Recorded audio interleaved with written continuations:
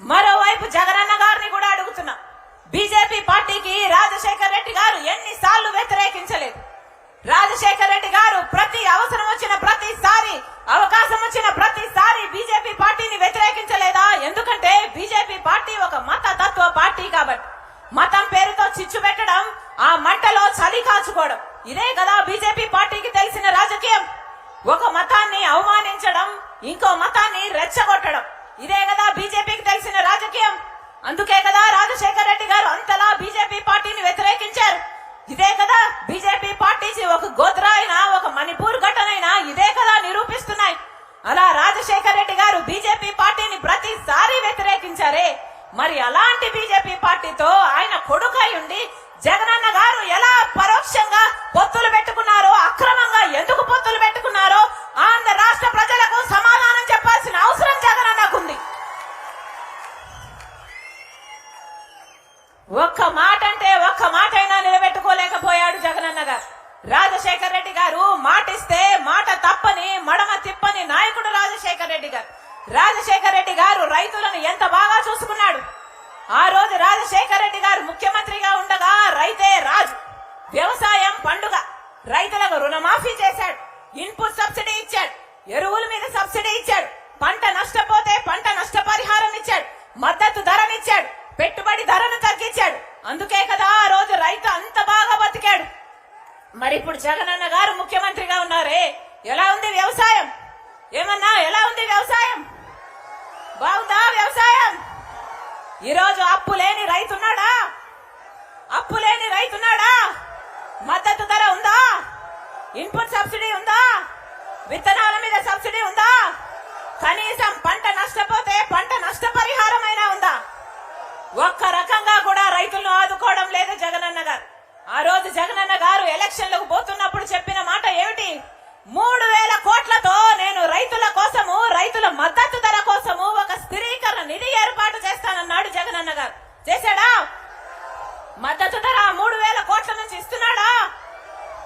ఇంకొక 4,000 కోట్లతో పంట నష్టపోతే ఆ నష్టపరిహారం కోసం 4,000 కోట్లతో ప్రతి సంవత్సరము ఒక నిధి ఏర్పాటు చేస్తానన్నాడు జగనన్న గారు. ఇస్తున్నాడా 4,000 కోట్ల నుంచి మీకు పంట నష్టపరిహారం? మరి జగనన్న రాజశేఖర్ రెడ్డి గారి ఆశయాలను నిలబెట్టిన వాడు అవుతాడా? జగనన్న సమాధానం చెప్పాలి. ఆ రోజు రాజశేఖర్ రెడ్డి గారు బిడ్డల పట్ల ఎంత ప్రేమ చూపించాడు. బిడ్డలు చదువుకోవాలని, డబ్బు లేని కారణంగా ఏ బిడ్డ చదువు ఆగిపోకూడదని రాజశేఖర్ రెడ్డి గారు తప్పించలేదా? ఆ రోజు రాజశేఖర్ రెడ్డి గారు చెప్పిన మాట, రాజశేఖర్ రెడ్డి గారు చెప్పిన డైలాగు ఆయన చెప్పినట్టే చెప్పడానికి ప్రయత్నిస్తా. మీరు ఏది కావాలంటే అది చదువుకోండి.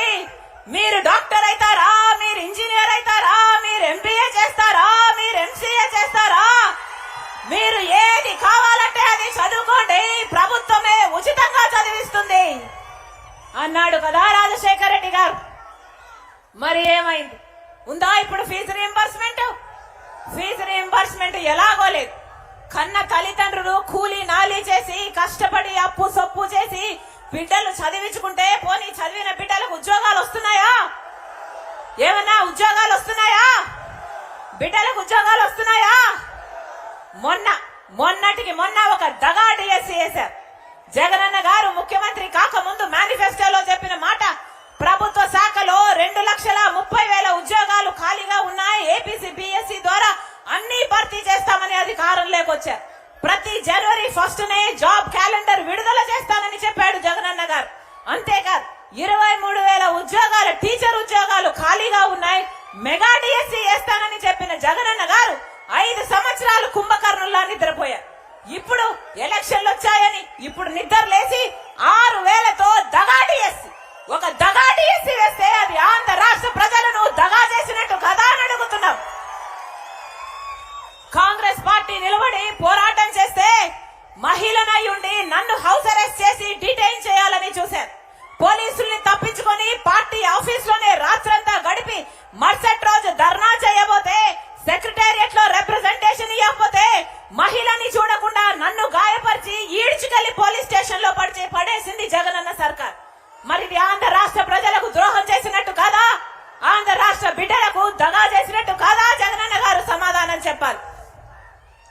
మీరా రాజశేఖర్ రెడ్డి గారి వారసు ఒక్క మాట కూడా నిలబెట్టుకోలేని మీరా రాజశేఖర రెడ్డి గారి వారసులు.